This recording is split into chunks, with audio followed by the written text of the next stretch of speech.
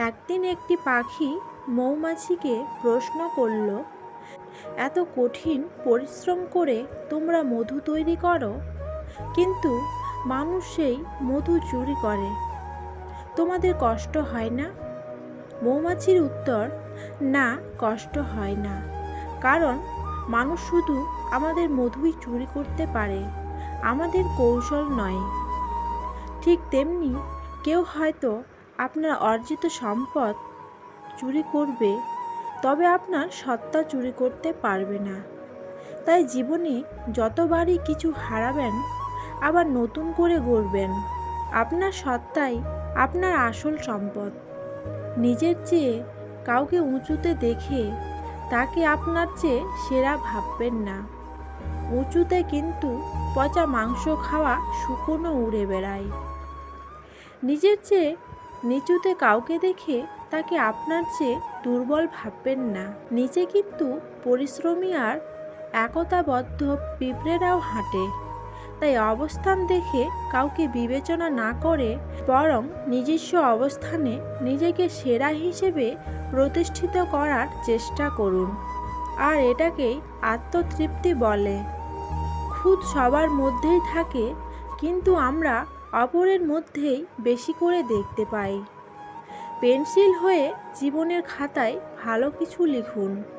যদি সেটা না পারেন, তাহলে রাবার হয়ে জীবনের খারাপ দিকগুলো মুছে ফেলুন। বিশ্বাস কি জানো?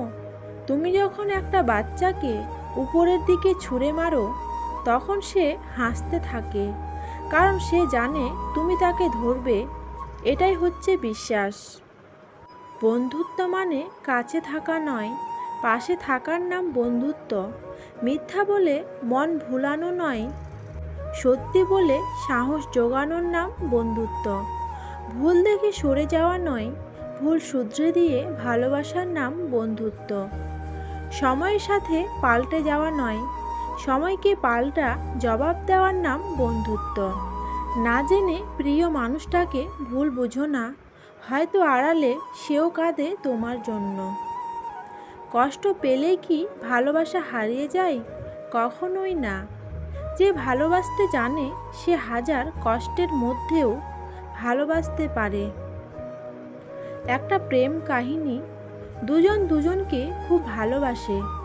একদিন মিথ্যে এক সন্দেহের কারণে তারা দুজন একজন আরেকজনের ওপর রাগ করে আছে, কিন্তু ভেতরে ভেতরে দুজনই দুজনের জন্য কষ্ট পাচ্ছে। দুজনের একজন আরেকজনের সাথে কথা বলতে ইচ্ছুক।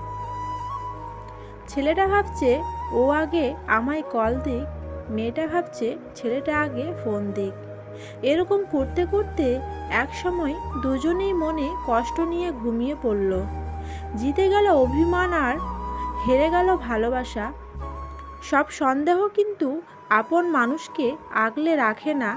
কিছু সন্দেহ আছে যা শক্ত সম্পর্কেও ফাটল ধরায়। একদিন আমি টাকার সাথে কথা বললাম, তুমি এক টুকরো কাগজ ছাড়া কিছুই নও। টাকা হাসলো, বলল, সত্যি আমি এক টুকরো কাগজ, কিন্তু আমি জীবনে কখনো ডাস্টবিন দেখিনি। সময়ের চাকা গড়তে থাকে, পাল্টে যায় সব রূপ।